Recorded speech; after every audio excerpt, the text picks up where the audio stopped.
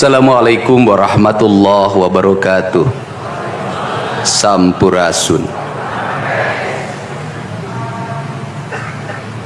Yang saya hormati Forkopimda Provinsi Jawa Barat, hadir pada kesempatan pagi hari ini Wakil Ketua DPRD Provinsi Jawa Barat, Ketua Komisi 5 DPRD Provinsi Jawa Barat dan seluruh anggota, Kasdam 3 Siliwangi, Wakapolda Jabar, Wakajati Jabar, dan sahabat saya hadir juga, dan Kodiklat TNI. Saya ucapkan terima kasih, selamat datang. Sekretaris Daerah Provinsi Jawa Barat, para kepala perangkat organisasi perangkat daerah di lingkungan Pemda Provinsi Jawa Barat, pimpinan instansi vertikal yang saya hormati, yang memberikan supporting pada saya, Kaseto, pemerhati dan pelaku pendidikan anak-anak, dan yang paling berbahagia hari ini adalah orang tua.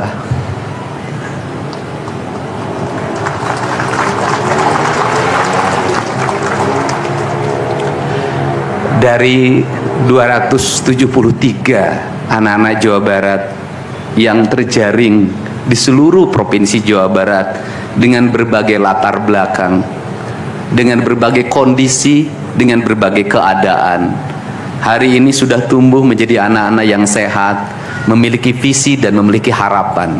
Bahkan menurut saya jauh lebih baik dibanding yang tidak mengikuti pendidikan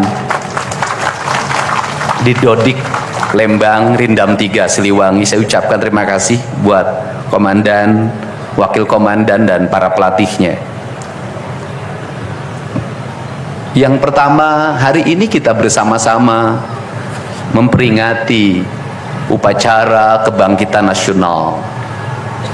Saat masyarakat Indonesia, masyarakat Nusantara disadarkan dari ketertutupan telinganya, dari ketertutupan matanya, dari ketertutupan hatinya, dari kebutaan matanya, dari ketulian telinganya, dari kebisuan lidahnya, dan dari ketutupan hatinya, di mana saat itu kita masuk pada sebuah fase kita ternina-bobokkan oleh imperialisme kolonialisme yang menghamparkan lapangan pekerjaan, yang menghamparkan perkebunan, yang menghamparkan areal persawahan, yang menghamparkan areal-areal irigasi, yang menghamparkan areal bendungan. Tetapi mereka mengisi gedung sate ini, mereka mengisi gedung-gedung indah dan mewah di seluruh Nusantara. Tetapi gedung-gedung itu hanya memiliki hak mereka untuk melakukan pengelolaan keuangan, untuk melakukan pengelolaan kekuasaan, di mana seluruh hasil kekayaannya dinikmati oleh mereka dan dikirimkan ke negerinya, dan kemudian rakyat Indonesia hanya menjadi kuli dengan gaji yang terbatas, dan beberapa orang Indonesia yang tunduk menjadi kaki tangannya menikmati sebagian kekuasaannya, bahkan menikmati uang-uang yang seharusnya dibayarkan kepada para pekerja Indonesia yang lapar, yang hitam kelam terbakar, yang disebutnya sebagai rodi. Mereka mengambil hak-hak mereka dan dinikmati oleh mereka yang hari itu berkongsi dengan kolonialisme. Maka kesadaran itu tumbuh, lahirlah gerakan Budi Utomo, lahirlah gerakan Sumpah Pemuda, dan seluruh gerakan itu dimulai dengan sebuah kesadaran dan hilangnya rasa takut pada dirinya bahwa kita adalah pemilik hak dari negeri ini. Hari ini kita disadarkan pada sebuah peristiwa di mana kita sering buta mata kita, kita sering tuli telinga kita, dan kita sering gagu lidah kita ketika anak-anak kita berteriak di jalanan, mengusung sangkur, membawa celurit, saling berkejaran, darah menetes di setiap sudut kota, motor-motor dibakar, orang menjerit penuh rasa ketakutan. Kita hanya bisa diam.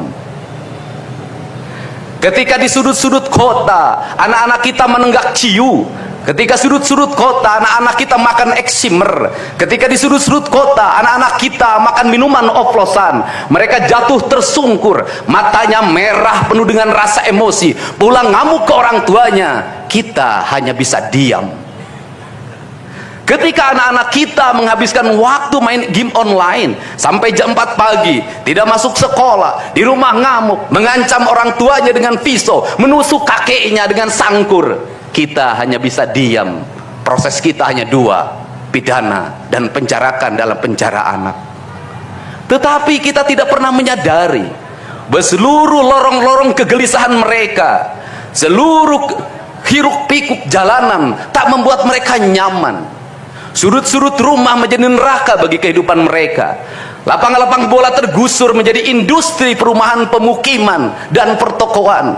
Mereka kehilangan tempat bermain, mereka kehilangan air yang jernih di sungai sehingga bisa mereka berenang. Mereka kehilangan gunung-gunung yang indah tempat mereka bercengkrama dengan alam. Mereka kehilangan sawah yang terhampar. Yang mereka lihat adalah kebisingan dan kebisingan. Bising di jalanan karena knalpotnya brong, bising di rumah karena orang tuanya bertengkar. Maka mereka lari dalam rorong-gerong gelap, digenggamnya handphone, diambilnya obat-obat terlarang, ditengahnya minuman dalam sebuah kelompok yang sama. Kita orang-orang yang terpinggirkan di rumah, kita orang-orang yang terpinggirkan di sekolah, guru-guru telunjuknya menunjuk pada wajahnya, tapi tak bisa memberikan solusi kegelisahan jiwanya. Semua orang hanya memberikan pengamatan, analisis, kajian. Itulah metodologi yang dikembangkan bangsa ini, tetapi tidak ada yang berani mengambil solusi, mengangkat mereka di sudut jalanan, dimasukkan ke barak, dididik secara militer, diarahkan menjadi anak-anak yang berguna. Kedisiplinan militer adalah harga mati bagi kemajuan bangsa, bukan musuh. Pandangan-pandangan buruk terhadap militer adalah pandangan-pandangan orang yang takut anak-anak Indonesia bangkit, yang takut anak-anak Indonesia mencapai kemajuan. Mereka takut bangsa ini menjadi bangsa kokoh dan tegap. Mereka ingin bangsa Indonesia menjadi bangsa pemabuk yang setiap hari mabuk akan ilmu pengetahuan, yang setiap hari bertengkar di TV, yang setiap hari bertengkar di medsos, sementara hamparan kekayaan alam diambil sama mereka. Janganlah kita menjadi antek dari bangsa lain, memporak-porandakan diri sendiri dan bangsanya dengan alasan pengetahuan, dengan alasan hak asasi manusia. Anak membawa motor di bawah umur adalah pelanggaran hak anak. Kapan kita bertindak? Dan selama ini kita membiarkannya. Anak-anak nonton film tanpa didampingi oleh orang tua, itu adalah pelanggaran anak, dan kita tidak pernah bertindak. Anak-anak di bawah umur merokok, minum minuman keras, itu adalah pelanggaran hak anak. Semuanya kita berdiam. Anak-anak main game online, nonton tayangan-tayangan dewasa lewat media sosial, kita berdiam. Negeri ini akan hancur manakala semua orang berdiam. Maka orang yang memegang kekuasaan harus menggunakan tangannya untuk merubah seluruh kemunkaran ini menjadi sebuah kebajikan. Kalau kita berkomitmen pada bangsa ini, problem anak-anak kita adalah mengkonsumsi tayangan yang bukan haknya di media sosial. Maka saya meminta peraturan pemerintah yang mengatur tentang itu segera dilaksanakan. Anak-anak di bawah umur tidak boleh mengakses media sosial yang bukan haknya. Seberapa besar pun gagasan yang saya gagas, seberapa kuat pun kekuatan yang saya bangun, saya tidak akan bisa melawan jutaan akun yang merasuki otak kiri dan otak kanan anak-anak kita. Untuk itu, pada saat ini sudah saatnya kita tidak saling menyalahkan. Untuk itu saat ini tidak ada salahnya kita mengambil tindakan berdasarkan perilaku kita masing-masing. Perilaku ekonomi menyebabkan anak-anak kita kehilangan ibunya karena pergi ke luar negeri. Perilaku ekonomi mengakibatkan anak-anak kita tidak pernah bertemu dengan ibu dan bapaknya karena mereka mencari rezeki. Mereka ada di pojok-pojok rumah bersama kakeknya. Kakeknya melarangnya dia main game online, melarangnya pakai motor jam 11 siang. Maka pisau dapur terhunus dan ditusuk seseorang kakek oleh cucu yang disayanginya. Kerangka pijak seperti ini harus dibangkitkan oleh kita. Semangat militer, bukan militerisasi. Kalau anak-anak dibangunkan jam 4 subuh, di mana letak salahnya dan di mana letak pelanggarannya? Kalau anak-anak dibangunkan kemudian disuruh membereskan tempat tidur, apa salahnya dan apa pelanggaran hak anaknya? Kalau anak-anak disuruh sholat subuh, apa pelanggaran haknya? Kalau anak-anak mengikuti kuliah subuh, apa pelanggaran anaknya? Kalau anak-anak disuruh ngantri kemudian makan pagi, sarapan pagi dengan telur, dengan nasi, dengan pisang dan minum susu, di mana letak salahnya?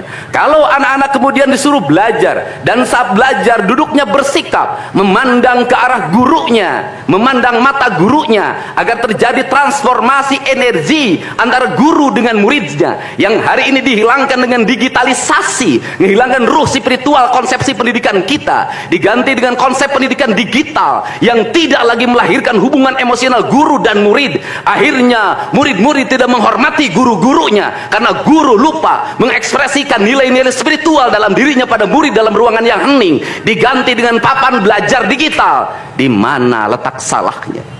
Kalau anak-anak itu diajarkan makan siangnya tertib, berantri, berdoa sebelum makan, di mana letak salahnya? Kalau anak-anaknya sore hari diajarkan bola voli, sepak bola, latihan baris berbaris, di mana letak salahnya? Kalau sore hari anak-anak disuruh masuk ke masjid, mengikuti pengajian, di mana letak salahnya? Kalau setelah itu mereka makan malam dan makan malam ditandai dengan berdoa, di mana letak salahnya? Kalau mereka jam 9 disuruh masuk barak, disuruh masuk ruang tidur dan disuruh tidur, di mana letak salahnya? Justru hak-hak anak terdapat di barak pendidikan TNI, dan hak itu tidak mereka dapatkan di rumah-rumah.